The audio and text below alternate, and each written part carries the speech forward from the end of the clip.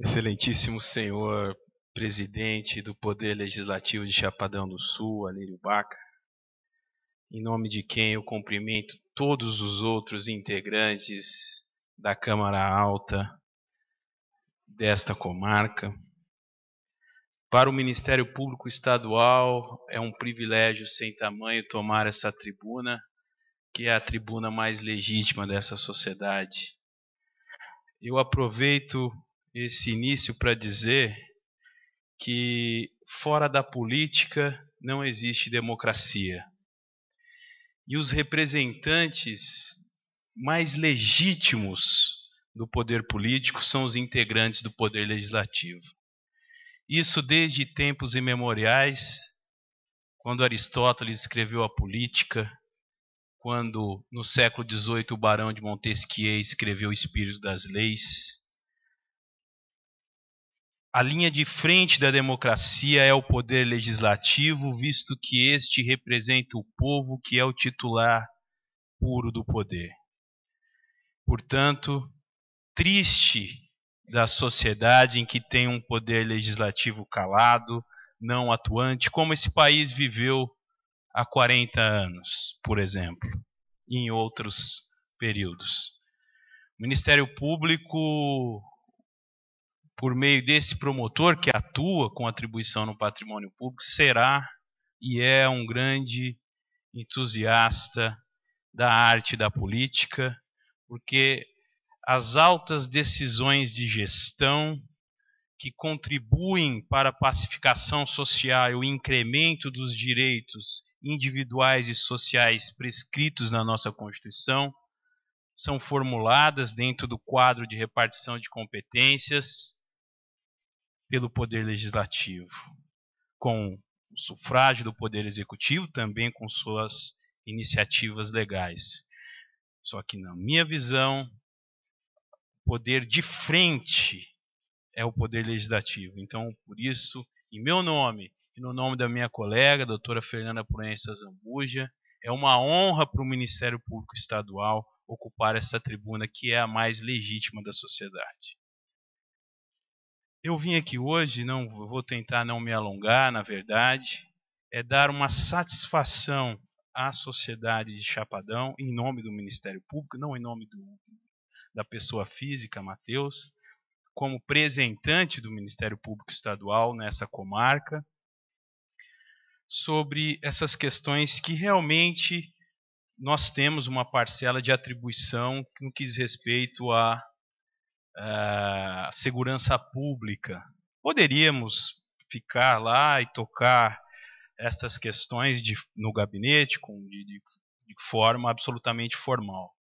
Mas em conversa com a minha colega, e atualmente quem exerce a atribuição de controle externo da atividade policial sou eu tomei a liberdade de pedir a Vossa Excelência, com a anuência dos excelentíssimos vereadores, a permissão de ocupar essa tribuna. Por isso digo, fico muito honrado pela deferência. E dar uma satisfação, visto que realmente na comunidade não passou despercebido por nós, e isso já não vem passando despercebido por nós já faz um tempo, antes mesmo dessa efervescência que ocorreu essa semana, nós já havíamos conversado. Inclusive, no dia 22 de setembro, uma sexta-feira, às 14 horas, estivemos aqui conversando com suas excelências vereadores. Mas o que, num primeiro momento, nós emitimos ontem uma nota nos veículos de comunicação local, a quem desde já agradecemos pelo apoio, assinada por mim e pela minha colega, a doutora Fernanda, dizendo que realmente nós sabemos que as instituições formais de controle atuantes aqui neste município, e também isso ocorre no outro município da comarca, que é Paraíso das Águas, elas estão deficitárias. Tanto a polícia preventiva ostensiva, que é a polícia militar, como a polícia judicial investigativa, que é a polícia civil. E qual é o papel do Ministério Público, que tem uma atribuição constitucionalmente estabelecida, lá no artigo 129, de controle externo da atividade policial. É tentar ajudar a Polícia Civil, nesse contexto, e a Polícia Militar, a fazer com que o efetivo seja incrementado. Porque a situação, e nós tivemos a oportunidade de conversar, é que existe realmente um déficit, uma impossibilidade de trabalho da Polícia Civil hoje, por estar abarrotada de serviço, os agentes, para dar conta do cartório, como o excelentíssimo vereador Anderson acabou de dizer, são 900 inquéritos, isso lá naquela época, hoje talvez seja maior o número. De violência doméstica nós temos mais de 2 dezenas, e mesmo naquele dia foi frisado que havia ainda uns 60 para ser formalizado, que agregaria esta conta para um início de conversa.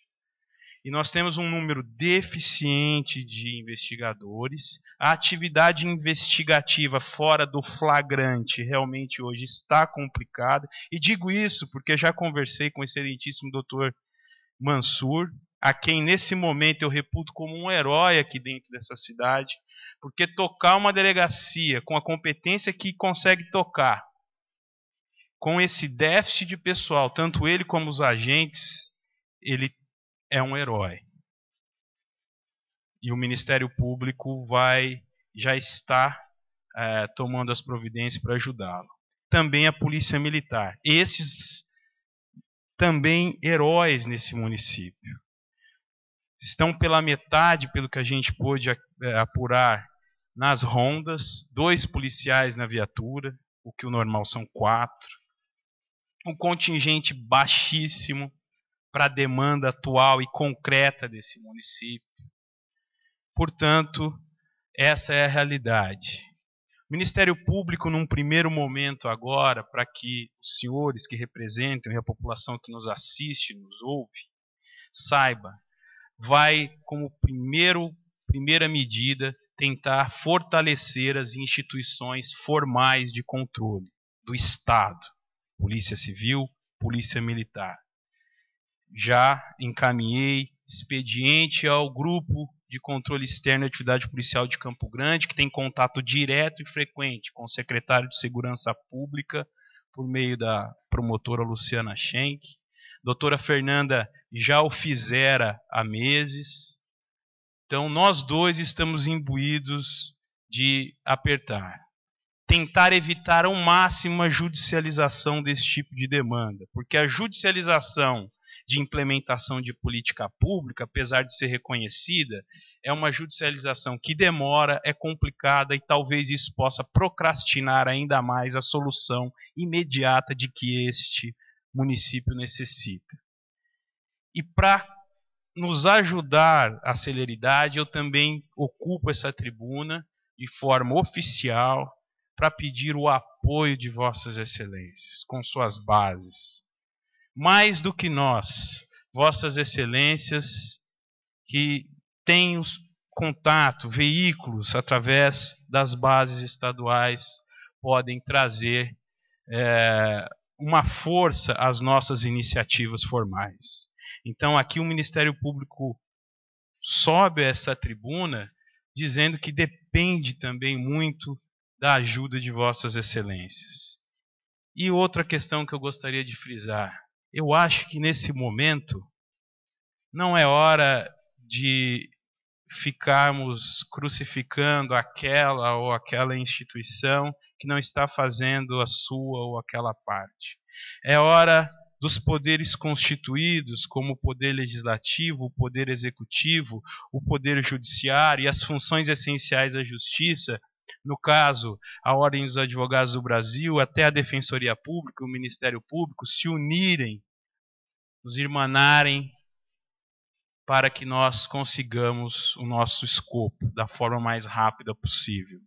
Por isso, talvez, a título de sugestão, que criemos um comitê emergencial para que sentamos com representantes do Legislativo, do Executivo, do Judiciário local, políticos que Vossas Excelências possam convidar a vir aqui para que discutamos as melhores formas de resolver isso, mas unidos, com representantes da Ordem dos Advogados do Brasil, que nesta subseção de Chapadão contém advogados de grande cabedal, de grande experiência, que pode contribuir com todos nós. Eu acho que discussões, esta não é uma pauta desta ou daquela instituição, essa é uma pauta da sociedade civil que sangra efetivamente com o recrudescimento da violência, principalmente dos crimes patrimoniais. E realmente é grave, sim, o fato de, à luz do dia, ter havido aqui uma tentativa de latrocínio, como houve semana passada, num município como Chapadão do Sul, é grave. Não podemos virar as costas para isso. Então, eu gostaria de deixar bem claro, e isso não sou eu que estou a dizer. A segurança pública, eu digo, para quem quiser abrir a Constituição Federal, no seu artigo 144 e parágrafos, e ver as prescrições do texto, é de competência exclusiva do Estado. Estado, eu digo em sentido amplo, nas suas esferas, principalmente da esfera estadual, na nossa repartição de competências, no que diz respeito à Polícia Militar e à Polícia Civil. Competência exclusiva, isso significa que é indelegável. Digo isso agora para fazer uma ponte, não vou me furtar aqui de não dar nenhum tipo de parecer e nenhuma opinião definitiva, mas o que talvez preocupa a mim e a minha colega de promotoria, com quem já tive essa conversa por várias vezes, analisando do ponto de vista técnico, em relação, por exemplo, ao NOT. Tanto eu como a doutora Fernanda não somos contra o NOT, achamos a ideia muito boa. Aliás, incrementa, corrobora, e já houve a experiência, e nós sabemos que os frutos foram altamente positivos. Isso é inegável, é insofismável. Entretanto, o que nos preocupa é que, infelizmente, do ponto de vista jurídico, a solução não é tão simples, ou não nos parece tão simples assim. Quando eu digo isso, é que a nossa preocupação não é a ideia em si, que é muito boa, e já demonstrou ser. A nossa preocupação é a formatação jurídica disso, para que não haja problemas no futuro. E quando eu digo problemas, são problemas de ordem concreta. Eu vou exemplificar. O NOT efetivamente está vinculado à Secretaria de Segurança Pública Estadual? Primeira pergunta. Ou é um organismo criado no município? Por que digo isso? Estou dizendo isso de questões legais exemplificativas. A Constituição delegou ao município a chamada Guarda Municipal, que tem uma função bem específica. A Polícia Civil e Militar, tirando as atribuições da União, são de competência do Estado, exclusiva, não tem como delegar. Então, a pergunta que eu faço, eu ouvi dizer, e também nós temos que tomar cuidado com essa história de ouvir dizer, mas vá lá. O secretário de Segurança Pública avalizou o NOT. Excelente, mas faço a pergunta de novo. O NOT, então, pertence à Secretaria de Segurança Pública? Está no organograma legal da Lei Orgânica das Polícias como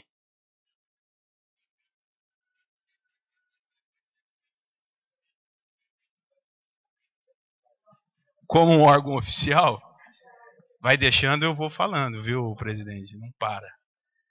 Como um órgão oficial, porque nós estamos na seara do direito administrativo. E na seara do direito administrativo é preciso ter previsão legal. Administrar, vamos lembrar de uma velha lição de um administrativista clássico, Miguel Seabra Fagundes, é aplicar a lei de ofício. É preciso ter uma lei prevendo. Então, essas perguntas são importantes por quê? Eu vou dar um exemplo. O agente do NOT, vamos supor que lá na promotoria de justiça, porque isso é uma questão que está legal e nós somos obrigados a atender, vá um cidadão reclamando de abusos de um agente do NOT. Nós somos obrigados a colher a declaração. Pergunto, essas questões que eu gostaria que nós precisamos nos reunir para fazer essa amarração jurídica para não ter problema. A ideia é excelente. Só que aí eu pergunto a vossas excelências, a que corregedoria eu vou encaminhar o ofício? A que corregedoria o agente do NOT está vinculado? A da Polícia Civil? Do município? Existe uma corregedoria? Não existe. Então, são essas perguntas. Não existe órgão sem controle. Nós não podemos criar um órgão sem controle. Se o promotor de justiça cometer um abuso, vossas excelências têm canal direto com a minha corregedoria e com o Conselho Nacional do Ministério Público. Então, são essas questões legais que nós temos que trabalhar para fazer um amarramento jurídico interessante para que não tenha, e infelizmente na nossa ótica, não são questões que dá para você deixar para depois. Outra questão, vamos supor que o NOT faça um importante flagrante no município, prendendo 2 a 3 traficantes. Perfeitamente. A fase policial é a primeira fase do que a gente chama de persecução criminal. Depois disso vira um processo criminal, os titulares da ação penal pública é o Ministério Público, por meio de seus promotores. Vamos supor que os defensores ou advogados de defesa desses traficantes que foram pegos em flagrantes descobrem que o NOT não tem legitimidade constitucional e nem legal para lavrar flagrantes. E isso é uma nulidade processual que contamina todas as provas dali derivadas. Eles entram com habeas corpus no tribunal, anula toda a operação, no outro dia esses caras estão na rua. Quem me garante, um advogado diligente